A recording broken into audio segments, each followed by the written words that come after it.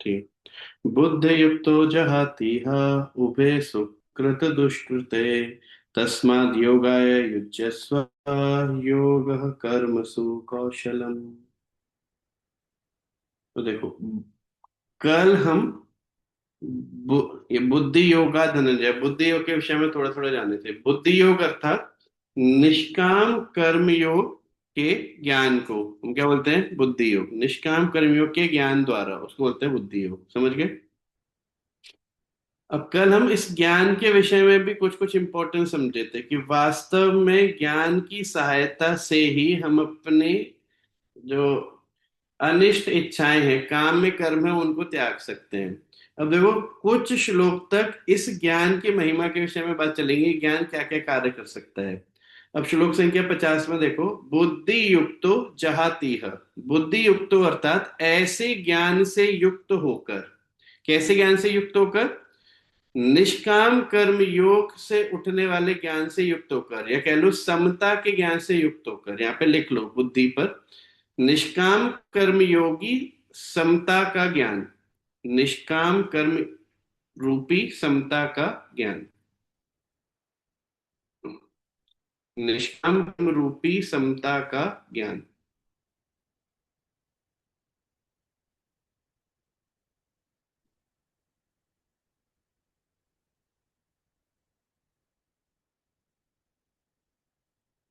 अरे जल्दी आ।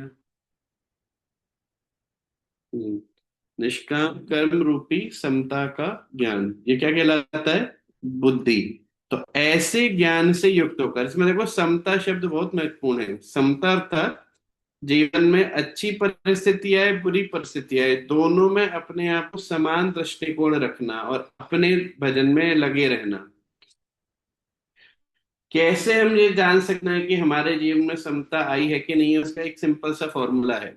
किसी भी स्थिति में आपका भजन प्रभावित नहीं होना चाहिए। जैसे आपने संकल्प ले रखा है कि रोज 16 माला करेंगे, तो कोई भी स्थिति आए उसमें 16 माला छूटे ना, सिर्फ आप सम हो चुके हो। देखो, एक एक लॉजिक दे रहा हूं मैं, इसको पकड़ पाओ तो पकड़ने का प्रयास करना। इसके लिए आप दूसरे अध्याय के 37वें नहीं, हाँ, दूसरे दूसरे अध्याय के 37वें श्लोक पे जाओ। 38वें, दूसरे अध्याय के 38वें श्लोक पे। वहां से आपको एक चीज जानने को मिलेगी। दूसरे अध्याय के 38वें श्लोक पे चले गए?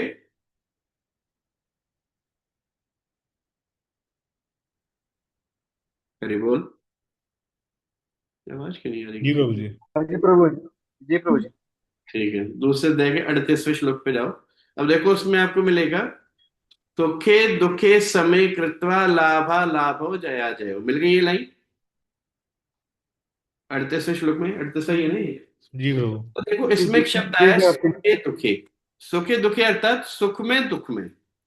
तो मुझे एक बात बताओ, जब ये शब्द ही लिखा जा रहा है सुख और दुख, इसका ना सुख और दुख की अनुभूति होती होगी तभी तो लिखा जा रहा है। देखो, समता का हम क्या गलत तरह से निकालते हैं, हम सोचते हैं इस व्यक्ति को सुख और दुख का अनुभव होना बंद हो जाता है। ऐसा नहीं होता है। आपका बच्चा क्लास में फर्स्ट आएगा तो सुख होगा, और उसकी तबीयत खराब होगी तो दुख भी होगा। तो सुख और दुख की अनुभूतियां होती हैं, तभी तो सुख और दुख का शब्द लिखा हुआ है। पकड़ पा रहे हो बात? बस फर्क क्या है, दोनों ही परिस्थितियों में आप अपने भजन रूपी संकल्प को तोड़ने टूटने नहीं देते हो। तो किसी भी परिस्थिति में आपने जो संकल्प बना रखे हैं कि हम रोज इतनी माला करेंगे, वृंदावन जाएंगे, भगवान के दर्शन करेंगे, स्व प्रणाम करेंगे, भगवान की आरती करेंगे, उन संकल्पों को बाधित नहीं होने देते। देखो, प्रभाव क्या पड़ता है जब हम बहुत दुखी होते हैं। तो क्या होता है, जब कोई बहुत दुखी है उससे बोलो कि उससे बात करने के प्रयास करो, अरे भाई हमको शांत रहे दो, हम किसी से बात नहीं करना चाहते, तो चल जाए बाहर टहल के आते हैं ना, हमको कहीं नहीं जाना है। दुख में ऐसे ही करता है ना व्यक्ति। और सुख में फूला नहीं समाएगा, एक जगह पे टिकेगा नहीं, भागता फिरेगा इधर से उधर। इसके घर में मिठाई बांटने, उसके घर में मिठाई बांटने, वो लगा रहेगा इसमें दोनों में। तो देखो, समय का क्या अर्थ है, जब आपका वास्तव में खराब समय चल रहा हो तब भी आपने जो माला का संकल्प ले रखा था, मन बोलेगा अरे यार आज माला नहीं करेंगे, माला फेंक के मारो गुरु जी के ऊपर, फालतू में ज्ञान देते रहते हैं। तो ये भाव आने के बाद भी माला ना छूटे।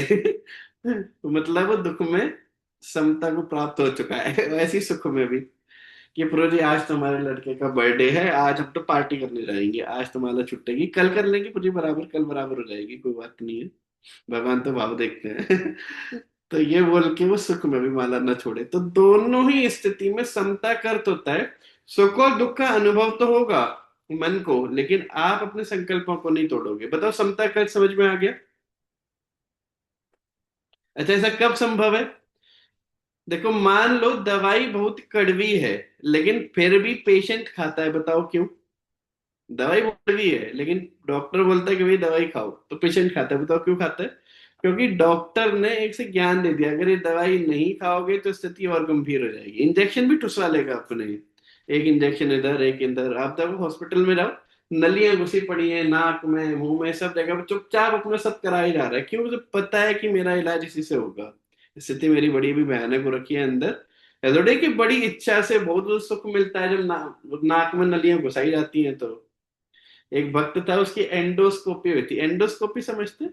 जैसे पेट की एंडोस्कोपी, उसमें गले में, ऐसे गले के माध्यम से पेट में एक बहुत मोटा सा पाइप डाला जाता है। तो मैं उसके सामने खड़ा था। अच्छा, बचपन से जो मेरा शरीर है ना, हम किसी के शरीर पर अगर कुछ कष्ट हो रहा हो तो मेरे को ऐसे हो जाता है, ऐसा अंदर से एकदम ऐसे, क्या बोलते हैं वो, ऐसे फड़फड़ाने से लगता है। जैसे अगर मैं आप में से किसी की उंगली में से खून निकलता हुआ देख लूं कि खून निकल रहा है, ऐसे हो जाएगा जैसे मैं बेहोश होने वाला हूँ थोड़ी देर में। बचपन में तो बहुत ज्यादा था, अब तो फिर भी बहुत कम हो गया। तो पिताजी क्या करते थे, मेरे को बार बार हॉस्पिटल लेके जाते थे। छोटे में बहुत कमजोर था, कमजोर मतलब ऐसे देख के मान लो किसी एक्सीडेंट हो गया रोड पे, बस मतलब मैं बेहोश हो ही जाऊंगा, पक्का है। अगर खून वून निकल रहा है उसके तो पक्का मैं बेहोश हो जाऊंगा। ऐसी स्थिति थी। मैं क्यों बताता? हाँ। तो देखो, वो जो एंडोस्कोपी होती है उस व्यक्ति की, वो उस भक्त की हो रही थी। उसे पता है कि अगर मैं ये काम नहीं कराया तो मेरे पेट की समस्या पता नहीं चलेगी। तो खुद ही बोलता है, देखो भाई मेरे हाथ पैर पकड़ लेना, मैं झटपटाऊंगा लेकिन हाथ पैरों को छोड़ना मत। समझ पा रहे? तो देखो ज्ञान का इतना प्रभाव होता है। तो पता है कि अगर ये नहीं कराया तो मेरा इलाज हो जाएगा जबरदस्त तरीके से, तो सब करा लेगा उस नाम पे। तो मैं देख रहा था, उन्होंने कहा यार ज्ञान कितना बलशाली होता है, बताओ। ऐसे ही निष्काम कर्मयोगी ज्ञान जब हम अर्जित करने लगते हैं, तो पता होते हुए भी कि मन को ये अच्छा नहीं लग रहा है या मन को ये बहुत अच्छा लग रहा है, उसकी वजह से अपने भजन को प्रभावित नहीं होने देते। इसे बोलते हैं निष्काम कर्म योग के, निष्काम कर्म योग रूपी समता ज्ञान। बताओ समझ में आया कि नहीं आया? समता किसे कहते हैं और समता के ज्ञान का क्या प्रभाव होता है? ये प्रभाव होता है, जितना ज्यादा, जितने गहरे स्वभाव से हम इस ज्ञान को लेंगे, ये ज्ञान उतना प्रभाव डालना शुरू करेगा। उदाहरण के तौर पे, अगर आप ऐसे ईमानदारी से कैमरा ऑन करके किताब गीता सामने रख के पूरा पेंसिल नोट्स बनाते हुए सुनना, आप देखना आपके चित्त पे बहुत गहरा संस्कार पड़ेगा। और आप बंद करके टहलते हुए इधर उधर ऐसे मॉर्निंग वॉक पे जा रहे हैं और इवनिंग वॉक पे लगा लिए कान में, और तब वो संस्कार देखना, आप देखना दोनों में जमीन आसमान का अंतर होगा। फर्क पड़ रहा होगा उसमें भी, पुण्य में तो काउंट हो ही जाएगा कि गीता सुने थोड़ी बहुत, लेकिन चित्त पे संस्कार ऐसे पड़ेगा, ऐसे ध्यान से, पूरा ध्यान पूर्वक सुनने से। समझ में आ रहा है? तो इसे बोलते हैं बुद्धि युक्तो। ऐसे ज्ञान से युक्त होकर, कौन सी ज्ञान से युक्त होकर? निष्काम कर्म योग रूपी समता का ज्ञान। समता अर्थात किसी भी परिस्थिति में भजन नहीं छोड़ना, ठीक है? उस ज्ञान से युक्त होकर जहाती इह, ये दो शब्द हैं, जहाती इह। जहाती का अर्थ होता है मुक्त हो जाता है, इह मतलब इस संसार में। इस संसार में जो भी व्यक्ति ऐसे ज्ञान से युक्त हो जाता है वो तुरंत मुक्त हो जाता है। किससे मुक्त हो जाता है? सुकृत दुष्कृते उभे। उभे मतलब दो, उभे अर्थ दो। कौन दो? सुकृत दुष्कृत। सुकृत अर्थात अच्छे कर्म फलों से और दुष्कृत अर्थात बुरे कर्म फलों से। देखो, बुरा आपके जीवन में अगर होने वाला होगा तो उसके प्रभाव से व्यक्ति बच जाता है, और अच्छा होने वाला होगा उसके प्रभाव से ही बच जाता है। ये मैं शायद पहले समझाया था कि बुरे से तो भाई हर कोई बचना चाहता है, लेकिन भक्त होता है वो अच्छे प्रभाव से ही बचना चाहता है। कोई ऐसे एक आध उदाहरण दो कि हमारे जीवन में अगर अच्छा फल आए तो वो भी हमारी भक्ति के लिए घातक होता है। इसलिए एक भक्त को अच्छे फल से भी दूर भागना चाहिए। मानते हो आप लोग ये? आप में से कितने लोग चाहते हैं कि भाई हमारा अगले साल अप्रेजल ना हो, पैसा ना बढ़े, हमारा जितना है उतना ही बहुत है, चला जाए आए ना। कोई ऐसा, कोई हिम्मत वाला ऐसा कि ना फ्री में चाहता हूँ। देखो, कहना अलग है और अंदर आना अलग है। सुकृत दुष्कृत अर्थात, देखो, कभी भी अपने जीवन में किसी भी परिस्थिति की कामना नहीं करनी चाहिए। अगर आपके जीवन में कुछ खराब घटित हो रहा है तो ये कामना नहीं करनी चाहिए कि भगवान ने ऐसा क्यों किया। और अगर आपके जीवन में बहुत अच्छा घटित हो रहा है तो ऐसे कामना नहीं करनी काश ये ऐसा चलता रहे। किसी और के जीवन में आप कुछ बहुत ऐसा ऐश्वर्यमय या कुछ ऐसे सुख की परिस्थिति दिखाई देती है तो उससे ये नहीं होना चाहिए कि हमारे जीवन में कब होगा। जिसमें देखता हूँ किसी का लड़का आईएएस अफसर बन जाए, ठीक है ना, घर पे पिताजी हैं, जी शर्मा जी बधाई हो, आपके भतीजे का आईएएस में सिलेक्शन। आपके भतीजे मतलब मेरे लड़के का, मेरे लड़का बोलते नहीं है। आपका भतीजा मतलब मेरे लड़के का आईएएस में सिलेक्शन, ऐसा बोलता नहीं है मेरा लड़का, ऐसा बोलता है आपके भतीजे का आईएएस में सिलेक्शन हो गया, ठीक है ना। अब वहां पर शर्मा जी वे लड्डू खिला रहे हैं, मिठाई खिला रहे हैं, सब जब तक वो बैठे हैं, वर्मा जी जब तक घर में है तब तक वर्मा जी को लड्डू खिलाया जा रहा है, वर्मा जी के लड़के को आईएएस में सिलेक्शन, वर्मा जी बोल के तो चले गए। और शर्मा जी बुलाएंगे अपने लड़के को, जरा इधर ही हो, करता क्या तो पूरे दिन ये बता। और बस सारा का सारा जितनी मिठाई उधर खिलाई गई है उतना इलाज इसका हो जाएगा घर पे बैठे। समझ में आ रहा है? तो उसके आईएएस में सिलेक्शन होने से इनकी कामना जाग जाएगी कब हमारे लड़के का होगा, कब हमारा लड़का अपनी नौकरी करेगा, ऐसा करेगा वैसा करेगा, मेरा नाम रोशन करेगा, अखबार में कब हमारी फोटो निकलेगी, ऐसा होगा वैसा होगा। सच पा रहे बात। तो ये सुकृत और दुष्कृत फलों की हमें बहुत ज्यादा कामना नहीं करनी चाहिए, दोनों हमारे लिए घातक है। एक मैं उदाहरण देता हूँ आपको, बिल्कुल आज मेरे को एक वक्त होता है, वो है ना प्रेमन महाराज, जहाँ पे वो कथा वथा करते हैं, तो उसके पास में एक जमीन ये लोग खरीदना चाहते थे प्रवीण महाराज। वहां पे जमीन लेके, वहां पे हॉल वॉल बना के, और उसमें शायद अभी उसी हॉल में होती है वो कथा, जो जमीन अभी खरीदे हैं, जो स्थान खरीदे हैं। तो वो जो व्यक्ति था वो बेच नहीं रहा था क्योंकि उन्हें पता था कि ये लोग मतलब इनको बिल्कुल काम की जमीन है ये और किसी भी रेट पर देंगे। तो उसने पहले बोला 40 करोड़। तो प्रेम महाराज, अब विराट कोहली आया ही था, तो उसको पता चला, विराट कोहली बोला ठीक है भाई हम दे देंगे, वो चला गया 40 करोड़ देने। तो बोला ना ना ना, 40 नहीं 50 करोड़। तो उसने रेट बढ़ा दिया 50 करोड़। पता नहीं विराट कोहली ने क्या किया कि जितना उसने बोला उससे भी ज्यादा पैसा उसे देके फिर खरीद लिया। जब आगे रेट में बढ़ाना, अब बस अब दो उसको खत्म करो, तो देखे जमीन ले लिया। अब देखो व्यक्ति बड़ा खुश हो रहा होगा अभी कि इनको 60 करोड़ 70 करोड़ जो भी पैसा मिला, अब वो बड़ा खुश हो रहा होगा, वो खूब पैसा मिल गया। मैं ये पूरी गारंटी से कह सकता हूँ, पूरी गारंटी से, वो 70 करोड़ इसका बहुत भयानक नुकसान कराने वाला है। इसके जीवन में किस, इसके घर में जो इसका बहुत अति प्रिय है उसका देखना बहुत भयानक स्थिति आएगी। कोई किसी को कैंसर होगा, कोई लिवर से डैमेज हो जाएगा, कोई एक्सीडेंट में खत्म हो जाएगा, कुछ ना कुछ इसके जीवन में बहुत अप्रिय घटना घटने वाली है कुछ समय में। वो साल 2 साल हो सकता है 5 7 साल हो, लेकिन पक्का ये होगा। और उसका कारण ये धन होगा, इस घर में या तो चोरी हो जाएगी, या इसके आसपास वाले जो उसके रिश्तेदार है वो उससे ईर्ष्या करने लगेंगे, कुछ ना कुछ इसके जीवन में इतना अप्रिय घटित होगा जिसका कारण ये धन बनेगा, क्योंकि ये गलत तरीके से आया है, पैसा ठीक नहीं आया है। तो कहने को तो वो कोई सुफल था, पूर्व जन्म का कोई अच्छा फल था, जिसके कारण वो पैसा चल के आ गया 60 करोड़ रुपए।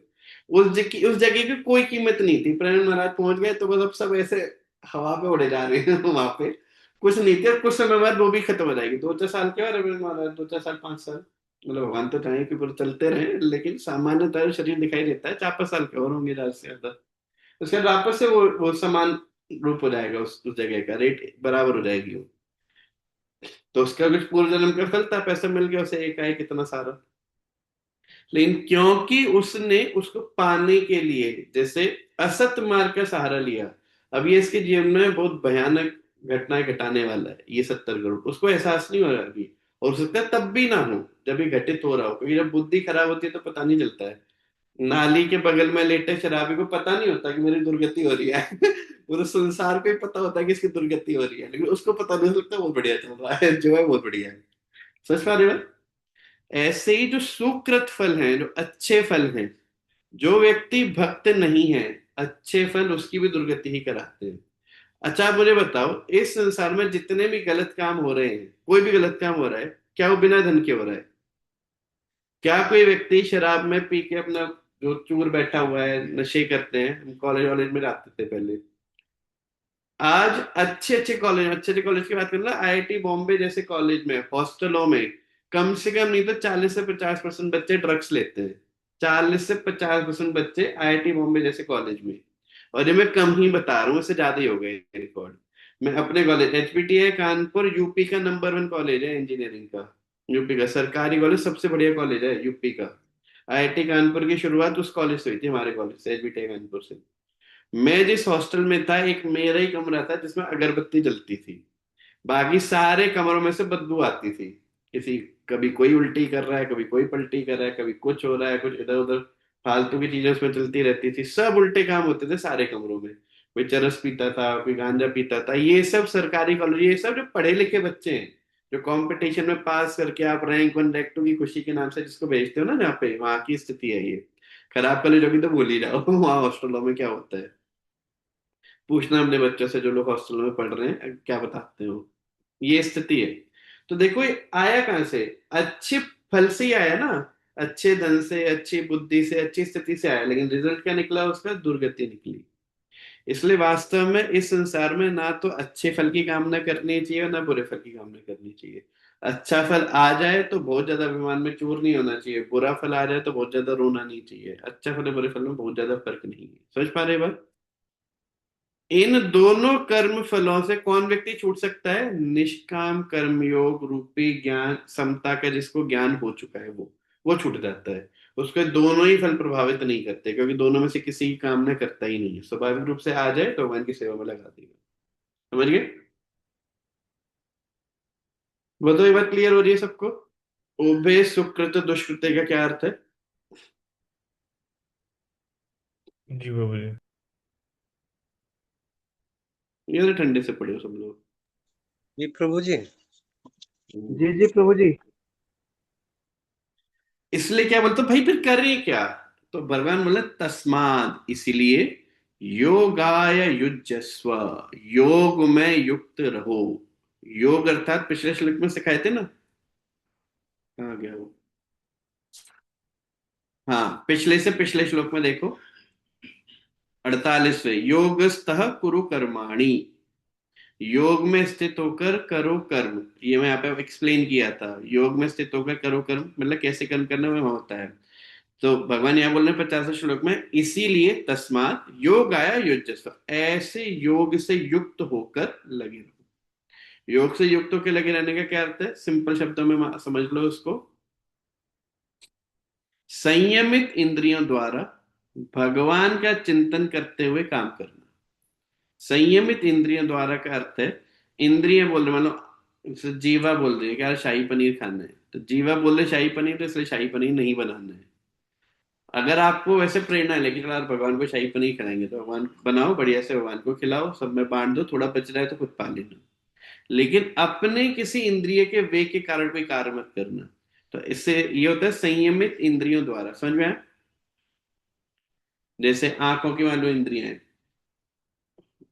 मैं मैं पूछता हूँ कि अरे वो भजन भजन करते हैं? हाँ प्रभु जी बहुत भजन करते हैं। मतलब क्या भजन करते हैं? वो प्रेम महाराज को सुनते हैं। मतलब कैसे सुनते हैं? वो रील आता है प्रभु जी, उनकी रील ऐसे हम सुनते रहते हैं उनको। प्रेम महाराज के 1 घंटे के प्रवचन भी आते हैं। रील नहीं, प्रवचन भी आता है 1 घंटे का पूरा। आप देखना कितना डिफरेंस होता है। एक प्रेमन महाराज की एकांतिक वार्तालाप होती है और एक 1 घंटे का प्रवचन होता है। अब तो पता नहीं करते कि नहीं ना, पहले तो करते थे। वो रिकॉर्डिंग अभी भी यूट्यूब पे अवेलेबल है। एकांतिक वार्तालाप में फिलॉसफी नहीं होती है। फिलॉसफी तत्व ज्ञान किसमें मिलता है? उस 1 घंटे के प्रवचन में। अगर वास्तव में कोई प्रेम महाराज को गुरु मानता है तो उनसे तत्व ज्ञान सीखेगा उस लेक्चर में। और वहां देखना, वहां आपको ऐसे गिने चुने व्यूज मिलेंगे। व्यू होते हैं ना, कितने लोग हैं, गिने चुने।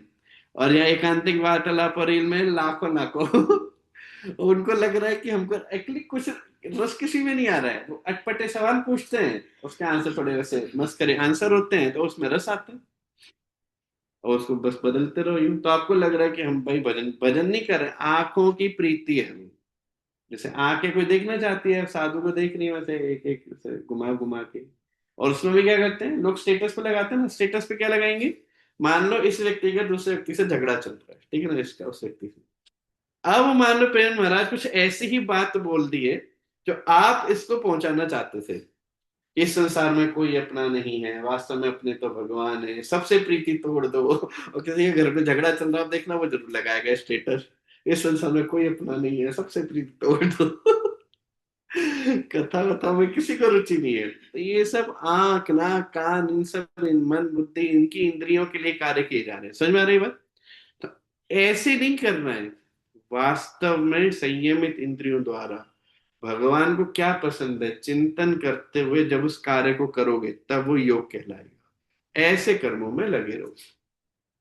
आप में से कितने लोग ईमानदारी से ये बात मानते हैं कि जैसे मान लो मैं नौकरी करता हूं, यदि मैं ईमानदारी से चिंतन करूं कि भगवान मुझे कैसा कैसा चाहते हैं कि मैं नौकरी किस तरह से करूं और मैं किस तरह से कर रहा हूं, इसमें डिफरेंस है। कितने लोग मानते हैं ये बात?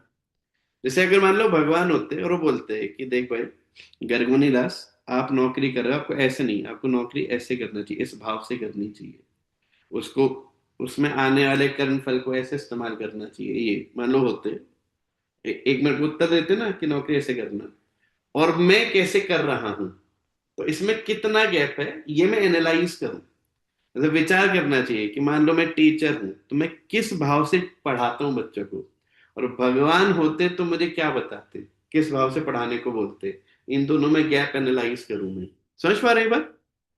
अब मतलब कितने लोग मानते हैं कि अगर आप ईमानदारी से विश्लेषण करें तो इसमें गैप दिखाई देगा बहुत बड़ा। बताओ भाई, आपको लगता है कि गैप होगा? पर मेरा प्रश्न समझ पाए, मेरा प्रश्न क्या है? ये प्रश्न समझ में नहीं आया? आया है प्रभु जी। हम्म, थोड़ा बहुत तो गैप रहेगा ही। आप हाँ, कितनी भी श्रद्धा से काम करोगे फिर रहेगा। भी थोड़ा बहुत रहेगा। ध्यान से सोचोगे तो बहुत गैप मिलेगा। एक्चुअली हम पूरे दिन कैसे करते हैं, आप देखो, भविष्य के चिंतन करते हुए काम करेंगे कि जैसे भाई मान लो मेरी गाड़ी का लोन है, तो अब मेरे को मान लो खरीदनी है गाड़ी, कोई 30 लाख की कोई गाड़ी खरीदनी है और उसकी ईएमआई इतनी आएगी, तो अगर मेरा अप्रेजल इतना हो जाए तो उसमें ईएमआई इतनी कवर हो जाएगी, करते हैं ऐसे कैलकुलेशन। उसमें फिर इतना पैसा यहाँ से आ जाएगा, हाँ फिर मेरा काम बन जाएगा, तो भाई इतना अप्रेजल तो होना चाहिए, तो सोच रहा हूँ यार इस बार मेहनत कर लेते हैं तो फिर गाड़ी बन जाएगी अपनी। समझ पा रहे? ऐसे तो ये विचारधारा नहीं होनी चाहिए ना। आप ईमानदारी से पूरा मेहनत करके कार्य करो, बिल्कुल ईमानदारी से। मैं महाराज से प्रश्न पूछा था 3 साल पहले, मैं आपसे पूछा था कि मैं अपने मनोभाव को कैसे जागृत करूं कि मैं एक समय पर आके अपना घर छोड़ के प्रभुपाद जी की पूरी दिन रात सेवा में लग जाऊं, कि ना मेरे को नौकरी करनी पड़े ना कुछ करना पड़े, और जो भगवान हमको दें उसमें अपना पूरा जीवन गुजार सकूं। ऐसा कैसे मैं अपने अंदर ही धारणा बनाऊं? तो मतलब मेरी कल्पना की बिल्कुल परे उत्तर दिए थे वो। महाराज बोले कि जो काम आप अभी करते हो, जो नौकरी आप करते हो, उसे पूरी ईमानदारी से करना है, ये सोचते हुए कि भगवान की नौकरी कर रहे हो अभी, पूरी ईमानदारी से करना है। वरना सामान्यतः क्या बोलता है, देखो भाई फिर नौकरी का बहुत ज्यादा वो मत करो, अपना भजन पे ध्यान दो, ये करो वो करो ऐसे करो, नौकरी को अपना थोड़ा सा साइड में चलते रहो ऐसे। ना वो उल्टा बोले, बोले कि जो कार्य आप कर रहे हो, जो नौकरी आप कर रहे हो, बहुत ईमानदारी से करना, उसमें कुछ भी घपलेबाजी मत करना, और ये देखना कि वो भगवान के लिए कर रहे हो, ऐसा विचार करके करना। और वास्तव में सत्य हुआ, वैसे करता था जो काम करता था, पूरी ईमानदारी से करता था, जितना मुझसे एक्सपेक्टेड होता था उससे ज्यादा ही करता था मैं, पूरा ईमानदारी से। और अपना वजन भी करता था, बुद्धिमानी करता था, ऐसे नहीं गधों की तरह लगा रहता था। जैसे वो हमसे ही पूछते थे कि आप इस काम को कितने देर में कर लोगे, कंपनी वाले। तो मैं अपनी फील्ड का सर्वे कर रहा था, मैं कह रहा था मेरी फील्ड का, तो मैं सोचता था कि ये लोग मुझसे कितना एक्सपेक्टेशन रखेंगे। ये मान लो मुझे 7 दिन का रखेंगे तो मैं 6 दिन बोल लूंगा, और मैं वो कार्य 4 दिन में कर सकता हूँ, भगवान इतनी तेज बुद्धि दी है, 4 दिन में पूरा कर लूंगा, तो 2 दिन मेरे को मिल गए ना। तो मैं उस काम को ऐसे डिवाइड कर लेता था कि वो 6 दिन में हो, और बचे समय में भजन करता था। एकादशी के दिन भी मैं नौकरी करते हुए 64 माला करता था, एकादशी दिन भी। और वो काम भी मैं समय से पहले कर देता था। मतलब मेरे को कई सारे अवार्ड मिले थे जब मैं कंपनी में काम करता था। पहला मुझे मिला था कि एक व्यक्ति जिसने अपनी टीम से सबसे हाई आउटपुट निकाला हो, और उसमें भी जनरली जब ऐसा अवार्ड मिलता है तो जो टीम वाले होते हैं ना वो खुश रहते हैं, अवार्ड तो उसको मिल गया, इलाज हमारा हो गया, काम तो सारा हमसे कराया। इलाज। तो उसका एक पैरामीटर होता है, उसमें एक फीडबैक भी लिया जाता है सब लोगों से कि क्या आप मतलब स्ट्रेस जोन में तो नहीं थे। तो सबसे ज्यादा खुश मेरी ही टीम रहती थी, क्योंकि मैं भगवत गीता पढ़ाता रहता था बीच बीच में। इकट्ठे हो जाते थे इंटरवल में से, लंच टाइम में सब लोग बैठे आते थे 15-20 जने। तो भगवत गीता का एक श्लोक पढ़ाता था, ऐसे कभी वृंदावन ले गया तो पूरे मौज में रहते थे सब लोग, सब लोग ईमानदारी से काम करते थे। तो देखो काम का आउटपुट अपने बढ़ नहीं गया, और देखो भजन का भजन हो गया ऐसे। तो वास्तव में देखो भगवान कितना प्रेरणा देते थे। सबसे एक्सट्रीम पोजीशन दे रखे थे, क्योंकि बहुत हाई पोजीशन थी। सब लोग सम्मान करते थे, डायरेक्टर से लेके नीचे चपरासी तक, चपरासी तक मैं भी जाता था तो गुड मॉर्निंग करता था। किसी एक बूढ़ा सा व्यक्ति था, वो किसी को गुड मॉर्निंग नहीं करता था, मैं ध्यान देता था। बाकी सब पे ऐसे थोड़ा गुस्से में रहते, सब लोग गंदी फैलाते रहते थे, उस काम इसको करना पड़ता था। लेकिन मेरे को गुड मॉर्निंग भी करता था, आके बैठता था, मेरे से प्रसाद देता था, पूरा खुश रहता था। देखो ऊपर से लेके नीचे तक सब। तो कहां से एक्चुअली जब आप वास्तव में भगवान का काम सोच के ईमानदारी से करोगे तो भगवान बहुत प्रेरणा देते हैं। ये 10वें अध्याय के 10वें और 11वें श्लोक में भगवान ये बात बोलते हैं। 10वें अध्याय के 10वें और 11वें श्लोक में एक जगह पे बोलते हैं, ददामी बुद्धि योगम तम ये माम उपयंति ते। जो मुझे प्राप्त करना चाहता है मैं उसे बुद्धि देता हूं कि कैसे वो अपना काम करे और मुझे प्राप्त कर लेगा। और 10.11 में बोलते हैं, नाश्यामी आत्म भावस्तु ज्ञान दीपे न वासुता, कि उसके अंदर बैठ के सारे ज्ञान को नष्ट करके ज्ञान का दीपक जला देता हूँ। ज्ञान का दीपक अर्थात कौन सी चीज कितनी करनी है, कब करनी है, वो मेरे लिए कितना ठीक है कितना खराब है, ये सब एहसास भगवान दिलाते रहते हैं अंदर बैठ के। वरना हमको तो ये भी पता नहीं होता, सामने कोई समस्या घट गई, अब करे क्या प्रभु जी, इसमें समझ ही नहीं आ रहा क्या करे, हम तो बड़ा कंफ्यूजन में आ गए। इस भक्त को कंफ्यूजन नहीं होता, उसे क्लियर होता है ये समस्या घटी है तो ये इलाज है उसका, ऐसे कर लो काम बन जाएगा। वरना कई सारे लोग तो इसमें पूरा असमंजस में, अब क्या करें, अब इस परिस्थिति में क्या करें, कैसे परेशान हो। पत्नी झगड़ रही तो पति सोच रहा क्या बोलूं मैं उसको। पति झगड़ रहा, पत्नी सोच रही क्या करूं मैं इनका। सब कंफ्यूजन में चल रहा है इधर से उधर। बच्चों का क्या करे प्रभु जी, बच्चे ऐसे होते जा रहे, क्या करे प्रभु जी बच्चों का। सबकी स्थिति ऐसी है। सास बहू का रिश्ता देख लो, आज माँ बाप का रिश्ता देख लो, पति पत्नी का रिश्ता देख लो, सब में कंफ्यूजन है भयानक। लेकिन भक्त के साथ ऐसा कुछ नहीं होता, उसे पूरा क्लियर होता है कि मुझे क्या करना है कैसे करना है। समझ पा रहे हैं, तो कहाँ से आता है, भगवान बुद्धि दे देते हैं। लेकिन बुद्धि युक्त हो, निष्काम कर्म युक्त, समता के साथ जब आप काम करोगे, अच्छी बुरी जैसी परिस्थिति है, पहले तो कामना मत करो कि हमारे जीवन में ऐसा घटित हो जाए, और जो हो रहा है उसे भजन मत छोड़ो। तो आप देखना इस तरह से जब आप योगाय युजस्व, योग में युक्त रहोगे। योग कर्मसु कौशलम, कौशलम अर्थात कुशलता। कुशलता अगर इस संसार में किसी चीज में है तो ऐसे कर्म को करने में, योग कर्मसु कौशलम, ऐसे योग द्वारा किया गया कर्म ही कुशलता कर्म है। प्रभु बोला ना इस संसार में सबसे टैलेंटेड कौन है, तो टैलेंटेड की डेफिनेशन है योग कर्मसु कौशलम, जो इस तरह के योग से अपने सारे काम करता हो। नौकरी भी कर रहा है, अपना घर भी चला रहा है, बच्चों को भी पढ़ा रहा है, लेकिन योग की दृष्टि से, भोग की दृष्टि से नहीं, वो सबसे ज्यादा टैलेंटेड है। और वैसे भी विचार करने वाली बात है, आप मुझे बताओ, मान लो अंकुर माता जी, अंकुर माता जी के बाद बहुत बढ़िया फ्रिज है, बहुत बढ़िया वॉशिंग मशीन है, बहुत बढ़िया माइक्रोवेव है, बहुत बढ़िया चिमनी है, डिश वॉशर है, आते हैं ना सारे अप्लायंस आते हैं, ठीक है ना। तो मान लो बहुत बढ़िया वॉशिंग मशीन है, उसमें कपड़ा डालो बड़े से धुल के आ जाएगा। तो अंकुर माता जी हैं, कपड़े भी पूरे बढ़िया से धुले रहते हैं, मान लो बहुत अच्छे एकदम, बर्तन पूरे एकदम साफ मिलेंगे, डिश वॉशर है, माइक्रोवेव में खाना एकदम बढ़िया है, कभी भी जाओ गर्म मिलेगा आपको खाना।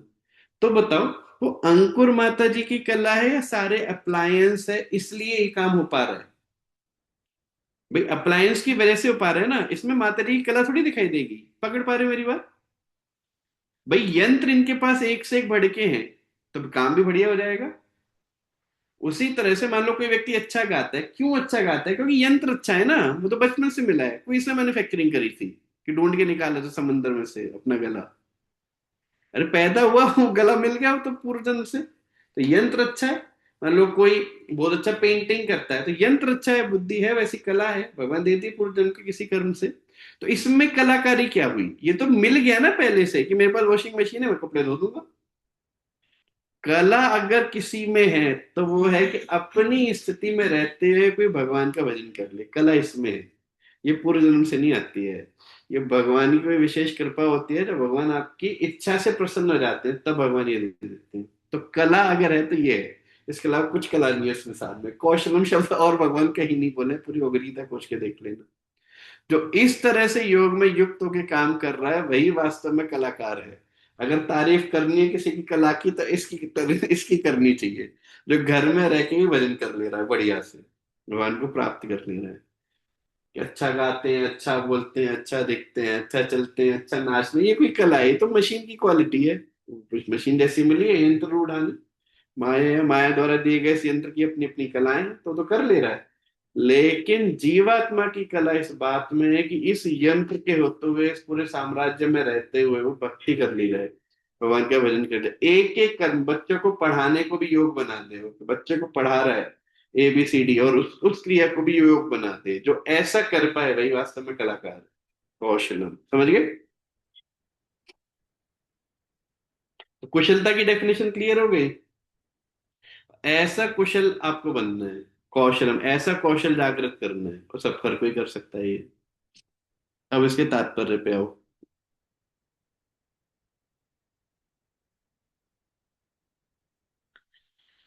पहली लाइन देखो। जीवात्मा अनादि काल से अपने अच्छे तथा बुरे कर्म के फलों को संचित करता रहा है। कब से बुरे और अच्छे कर्म मिल रहे हैं हमको? अनादिकाल से। पिछले, सिर्फ पिछले जन्म की कहानी नहीं है, कई कई जन्मों पूर्व से हमारे कर्म इकट्ठे हो रहे हैं। अगर समझ पाओ तो इस लाइन की गहराई को पकड़ना जो मैं बोलने वाला हूं, और इससे इस पर चिंतन करना। एक्चुअली हमारा जो गोडाउन है ना कर्मों का, जिसमें हमारे कर्म फल रखे हुए हैं, वो बहुत बड़ा है। बहुत बड़ा मतलब उसमें इतने भयानक भयानक कर्म स्टोर होके रखे हुए हैं कि अगर वो कर्म से शरीर गढ़ दिया जाता, मतलब हमने सारे उल्टे काम करे जितने संभव हैं, जाने कितनी हत्याएं करी हैं, रेप करे, सबने सबने, एक एक जीव जो यहाँ बैठा है सबने सारे उल्टे काम कर रखे हैं पूर्व जन्म में, सबने। और वो सारा कर्म बैठा हुआ है गोडाउन में। अब भगवान क्या किए हैं, इस शरीर को बनाने के लिए कुछ उसमें से निकाला जाता है। सारा नहीं खर्च किया जाता, थोड़ा सा निकाला जाता है। तो चुन के कुछ कर्म निकाला और ये शरीर गढ़ दिया मनुष्य का, ये वाला।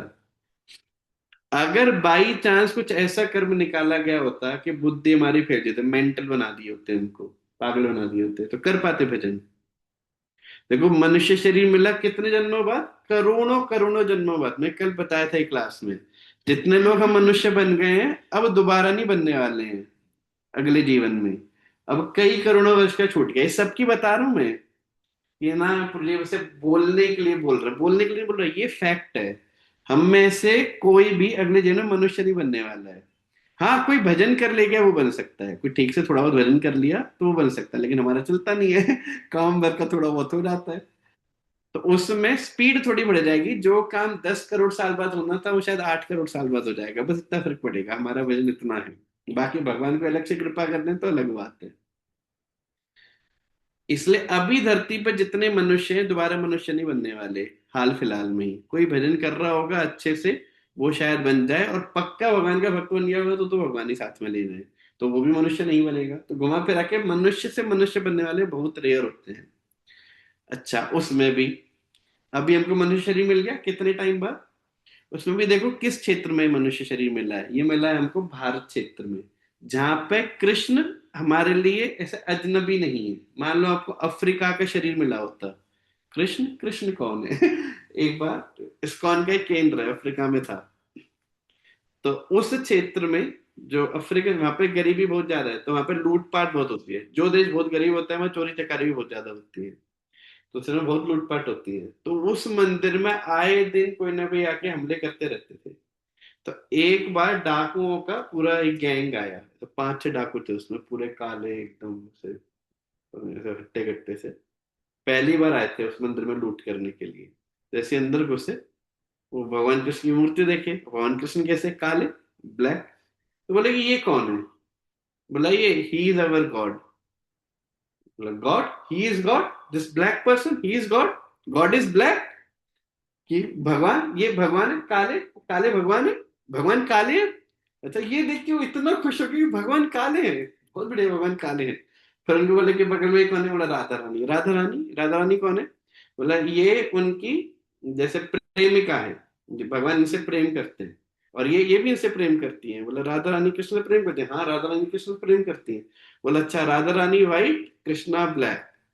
बोले ये बढ़िया है, ठीक है। इस मंदिर में आई आई टेक गारंटी कि इस मंदिर में दोबारा कोई नहीं आएगा। वो इसी बात से खुश हो गया कि भगवान ब्लैक है। ये तो कोई बोलते जीसस क्राइस्ट को सफेद बना देते हैं, बुद्ध जी को सफेद बना, जितने भी भगवान है पूरी सृष्टि में सब सफेद दिखाई देते हैं, लेकिन पहली बार वो देखा कि भगवान ब्लैक है ऐसे। तो सोचो, अफ्रीका में मान लो जन्म मिलता है आपको, तो पता ही नहीं कि भगवान का है क्या रूप। कृष्ण को बचपन से जानते हैं, चौपाइयों में, श्लोकों में, इसमें हमारा जन्म हुआ है। जब पैदा होता है बच्चा, पहले राम का नाम बोला जाता है। अभी तक तो बोला जाता था, अभी पता नहीं क्या बोलते हैं। कहने को ही सही बोला जाता है कि उसके मुंह में राम का नाम बोलेंगे, ऐसे कुछ कुछ करेंगे। आए दिन कुछ ना, वो दिया बत्ती अगरबत्ती तो घूमती रहती है घर में। फिर भी बहुत ठीक ठाक एनवायरमेंट है। भगवत गीता का वातावरण मिल गया, भक्त मिल गए, बुद्धि मिल गई समझने के लिए। फिर भगवान ने इतना भयानक स्थिति में जन्म नहीं दिया कि भजन करने का बिल्कुल ही, जैसे मान लो इतना गरीब बना दिया कि बस उसी में ही खत्म है कि रोटी कपड़ा कब मिले। तो ऐसा भी कोई नहीं है। इतना धनी भी किसी को नहीं बनाया कि भाई अहंकार में घुमा रहे। काम भर की टेंशन तो सबको है, तो मतलब बीच की स्थिति दे दी है सबको। मतलब इससे बड़ा सौभाग्य मिल सकता है। और अभी भी यदि हम भक्ति करके भगवत नहीं ला पाए, भजन करके भगवान को जीवन में प्राप्त ना कर पाए, तो वास्तव में यमराज जी के कोड़े पड़ने चाहिए उनको। बोला इतना देने के बाद भी, मतलब प्रभुपाद जैसे संत से जोड़ दिए, गीता भागवत घर पहुंचा दिए, भक्तों की व्यवस्था कर दिए, वृंदावन के पास जन्म दे दिए। कहाँ है? ज्यादा से ज्यादा हम में से अगर कोई दूर होगा तो रात को बैठेगा तो सुबह वृंदावन पहुंच सकता है, इतना दूर है। धरती के दूसरे छोर पे कोई नहीं है, सब यही है आसपास ही। उसके बाद भी कोई वृंदावन ना जाए, धाम के भी इंपॉर्टेंस ना समझे, भक्ति भजन मंत्र मंत्र पहुंचा दे, हरे कृष्ण मंत्र। आपकी पूरी कॉलोनी में कितने लोग जानते हैं हरे कृष्ण मंत्र को? सोचो जरा। पूरी कॉलोनी में, आपके पूरी लीनिएज में, पूरे परिवार गण में सबको इकट्ठा कर लो, कितने लोग हरे कृष्ण मंत्र जानते हैं? कोई नहीं जानता है। तो वास्तव में भगवान की कोई विशेष कृपा है जिसके बाद हमको ये शरीर मिला है। इतने सारे कर्मों में से ढूंढ के भगवान ऐसे कर्म निकाल के बनाए हैं। अब सोचो, इसमें भी यदि हम भजन ना करें, भगवान की प्राप्ति ना कर पाए, तो बताओ कोड़े पढ़ने चाहिए कि नहीं पढ़ने चाहिए हमको वास्तव में? तुलसीदास का एक विनय पत्रिका में एक पद आता है, लगाते हो, मोहे लाखन कोड़े मारो, मतलब मुझे लाखों कोड़े मारो। फिर बोलते हैं यमदूतों के पास मेरे को भेज दो, यमराज से जाके मैं गिड़गिड़ाऊंगा कि मेरे को खूब कोड़े बरसाओ, खूब लाठी बरसाओ, मैं इसी लायक हूँ। कि इतना सुकूली सुख, सौभाग्य कुल में जन्म लेने के बाद, इतने अच्छी परिस्थितियों में आने के बाद भी मैं भगवान को नहीं पा पाया। बताओ कैसी बुरी दुर्गति है। कहते तुलसीदास तो और विनम्रता के एकदम चरम सीमा में बैठे हैं, उनके तो हृदय में भगवान रहते थे। पर ये समझना चाहिए वास्तव में, अगर ऐसी स्थिति में भी हमको भगवान का अनुभव नहीं हो रहा है और नहीं मिल पा रहे हैं, तो मतलब अभी नहीं है तो फिर पता नहीं कभी होगा। ये बात समझ पा रहे हैं? बात तो हमारा वास्तव में कुशलता इसी बात पर होनी चाहिए कि अपने जीवन की एक एक क्रिया को योग बना दे, एक एक क्रिया को भगवान से जोड़ने का प्रयास करे। प्रभुपाद जी एक तात्पर्य में लिखते हैं कि यदि कोई इस कार्य को करने में असमर्थ, करना चाहता है लेकिन समझ नहीं आता कैसे करें, तो एक एक्सपर्ट गुरु की गाइडेंस में वही कार्य करे। गुरु से पूछे कि प्रभु जी मैं फलाना कार्य करता हूँ, इसको मैं भगवान से कैसे जोड़ूं? हर एक क्रिया को भगवान की सेवा में नियोजित किया जा सकता है, योग बनाया जा सकता है, और उससे हृदय की शुद्धि करके बाहर निकला जा सकता है हर कार्य को। ठीक है, आगे देखो। फलतः वह निरंतर अपने स्वरूप से अनभिज्ञ बना रहा है। इस, ये लिखा ना, फलतः वह निरंतर अपने स्वरूप से अनभिज्ञ बना रहा है। स्वरूप अर्थात, स्वरूप अर्थात जैसे चीनी देखिए, चीनी, चीनी का एक रूप होता है और एक स्वरूप होता है। रूप क्या होता है? जब मैं चीनी बोला तो आपके दिमाग में एक इमेज निकल के आई, दानेदार सफेद रंग की, इसे बोलते हैं रूप। इंद्रिय जैसे उसे दिखाई देती है उसे बोलते हैं रूप। स्वरूप मतलब जैसे चीनी का जो डीएनए है, चीनी का जो एकदम आंतरिक गुण है वो क्या है? तो चीनी का गुण क्या है? मिठास। तो मिठास उसका स्वरूप है। तो आप सोचो, क्या चीनी में से मिठास निकाल दो तो चीनी को इमेजिन कर सकते हो क्या होती होगी फिर वो? जैसे पानी में से बहने की क्षमता निकाल दो तो आप इमेजिन कर सकते हो कैसा होगा पानी। तो रूप और स्वरूप में अंतर समझ गए? रूप मतलब कैसा दिखता है, और स्वरूप मतलब वो अंदर बना किस चीज से है। तो देखो यहाँ क्या बोला है, फलतः वह निरंतर अपने स्वरूप से अनभिज्ञ रहा है। तो स्वरूप क्या है किसी भी जीव का? भगवान का सेवक। हर जीवात्मा भगवान का सेवक है, और वो इस बात को ही भूल गया। तो क्या करता है? अच्छा ईमानदारी से बताओ, आप में हर व्यक्ति को सेवा करना अच्छा लगता है कि नहीं लगता है? किसी ना किसी की। देखो आप सब मेहनत कर रहे हो, लेकिन वो किसी के लिए कर रहे हो। कोई अपने बच्चों के लिए कर रहा है, कोई पत्नी के लिए कर रहा है, कोई पति के लिए कर रहा है, कोई घर वालों के लिए, कोई माँ बाप के लिए। सब सेवा कर रहे हैं ना, कोई राष्ट्र की सेवा कर रहा है। हर व्यक्ति सेवा कर रहा है क्योंकि सेवा उसका स्वरूप है, आत्मा का। किसी भी आत्मा में से सेवा हटा दो, देखना डिप्रेस होके अपने आप को मारने की प्रयास करी, सुसाइड कर लेगी वो, शरीर सुसाइड कर लेगा। जैसे किसी में सेवा का भाव खत्म हो जाता है, आप देखना वो बहुत एंग्जाइटी और फ्रस्ट्रेशन में चला जाता है। इसलिए आप देखो, जो व्यक्ति बहुत ज्यादा भोग करता है वो फ्रस्ट्रेट हो जाता है, सुसाइड कर लेता है वो। बहुत जैसे ना, कोई व्यक्ति मान लो किसी प्रेमिका से बड़ा प्रेम करता है, प्रेमिका छोड़ के चली गई। अब इसकी वृत्ति थी उसकी सेवा करने की और वो चली गई, तो उसे क्या लगता है, मैं यूजलेस हूँ, अब मैं क्या करूंगा, कहाँ गई वो जिसको मैं याद किया करता था, जिसके लिए मैं फलाना गीत गाया करता था, जिसके लिए मैं रोटी बनाया करता था, कहाँ गई वो है नहीं, तो उसे लगता है मैं यूजलेस हूँ, तो सुसाइड कर लेगा। इतनी गहराई तक वो स्वरूप हमारा है। आत्मा का स्वरूप मतलब सेवा। अब सेवा करनी थी भगवान की, वही बात भूल गया, अब लगाया इधर उधर। करंट एक ही सॉकेट में है, उसी में चार्जर फिट करना था, अब वहां लगाए नहीं, इधर उधर लगाए घूम रहे हैं। तो इसलिए क्या है, फ्रस्ट्रेशन आ जाता है। कोई बच्चों में वो चार्जर फिट कर रहा है, बच्चे दुखी कर देते हैं, तो फिर वो कहीं और लगाता है, फिर कहीं और लगाता है, कोई अपनी पत्नी में लगाता है, कोई किसी और की पत्नी में लगाता है, तो वो दुखी हो जाता है इसलिए। क्योंकि सुख कहीं नहीं मिलने वाला है, सुख मिलेगा भगवान से, भगवान वाले सॉकेट में लगा के। इसलिए जो व्यक्ति भगवान की सेवा में युक्त हो जाता है वो जीवन पर्यंत सुखी होता है। आपने कभी देखा है कोई व्यक्ति साधु की पोजीशन से रेजिग्नेशन दिया हो? कोई ऐसा देखा है आपने? साधु बना और फिर बोला ना ना, बोर हो गए, अब हम नौकरी करेंगे। उल्टा जरूर मिलेगा, नौकरी करने वाला साधु बन जाएगा। ये साधु बनने के बाद कोई हार्डली ऐसा, मैं तो आज तक कोई केस नहीं सुना कि नौकरी में चला गया हो। साधुता का जीवन जिया बहुत ईमानदारी से, और फिर नौकरी करे, कहीं मिलेगी नहीं। क्योंकि सॉकेट लग गया सही जगह पे, अब करंट आ रहा है उसको कोई दिक्कत नहीं है। बाकी सब जगह प्रयास कर लिया। भागवतम में एक श्लोक आता है, तस्माद गुरुम प्रपद्येता जिज्ञासु श्रेयोत्तमम। तस्माद गुरुम प्रपद्येता, तस्माद मतलब इसीलिए गुरु के पास चलो। जिज्ञासु श्रेयोत्तमम, और श्रेय अपने कल्याण की जिज्ञासा करो उससे। तो ये बोला ना, इसलिए गुरु के पास जाओ। तो इसलिए का क्या अर्थ है? इसलिए की टीका में लिखते हैं, तस्मात की टीका में, कि जब व्यक्ति को पता चल जाए कि इस संसार में सारी चीजों को प्रयास करने के बाद भी मुझे कहीं से सुख मिला नहीं, सुख है कहाँ, अगर वो सुख चाहिए इसलिए गुरु के पास है, और कहीं तुमको मिल नहीं रहा है, उसे बोलते हैं तस्मात गुरु प्रपद्येता। समझ पा रहे बात? इसे बोलते हैं स्वरूप। मतलब जीवात्मा का स्वरूप है भगवान की सेवा करना, और वो इस बात को भूल गया, तो बेटा उधर फिट कर रहा है, इसलिए दुखी हो रहा है। आगे देखो, इस अज्ञान को भगवत गीता के उपदेश से दूर किया जा सकता है। वास्तव में कोई भगवत गीता ईमानदारी से पढ़े और सुने वो ठीक हो जाएगा। अब देखना, तुरंत वापस भगवान से जुड़ेगा और खुश हो जाएगा।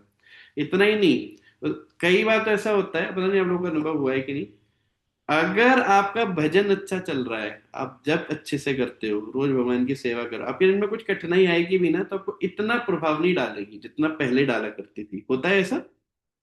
तो इतना कष्ट नहीं होता जितना पहले हो गया। पर छोटी छोटी चीजें बुरा लगे, किसी ने कोई ताना मार दिया, बस मुंह फुलाए बैठे, ऐसे कैसे बोल दिया उन्होंने हमको, ऐसा बोल दिया, ये बोल दिया, बस ये मुंह फुलाए बैठे।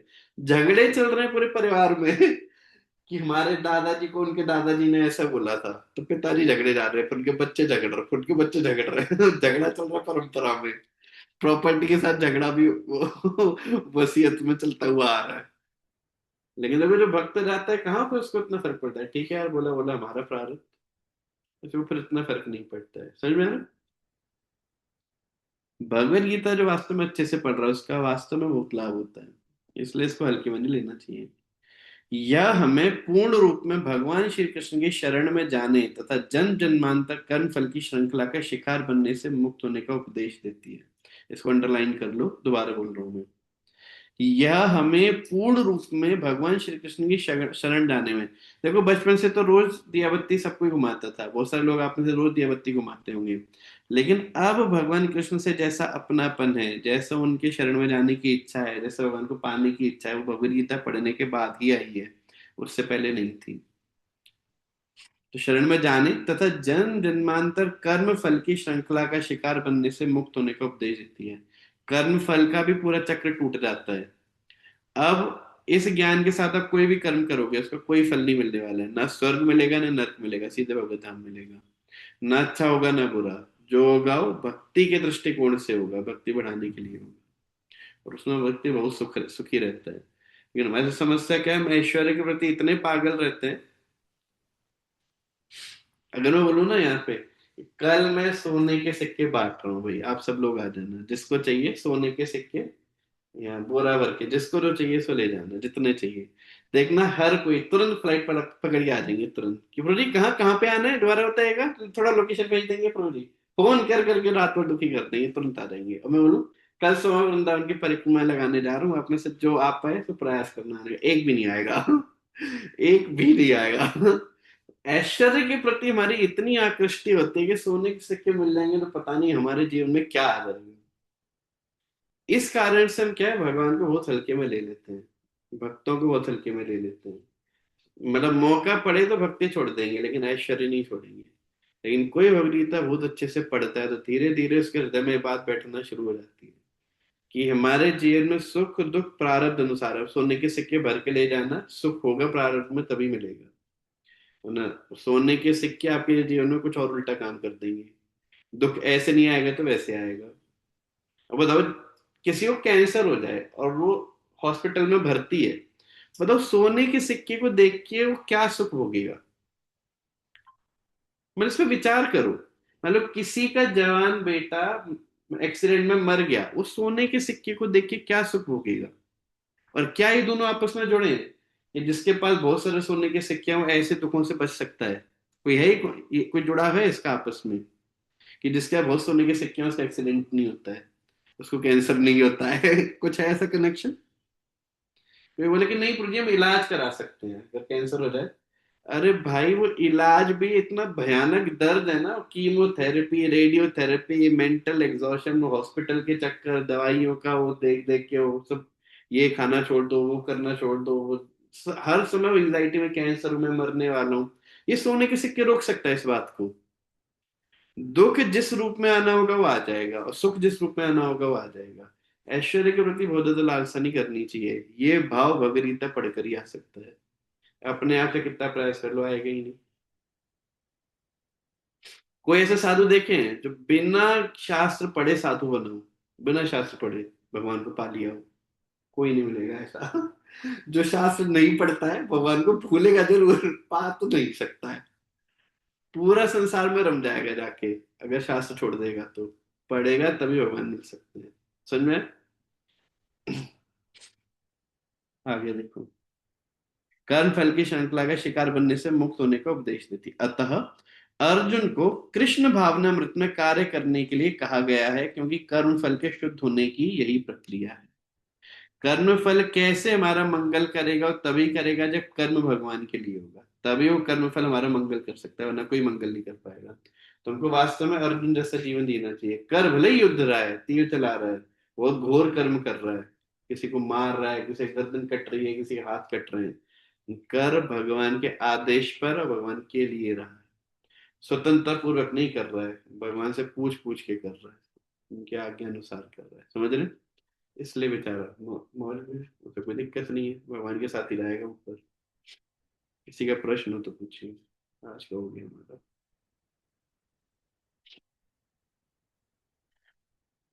जय जय श्री राधे श्याम, जय जय श्री सीताराम।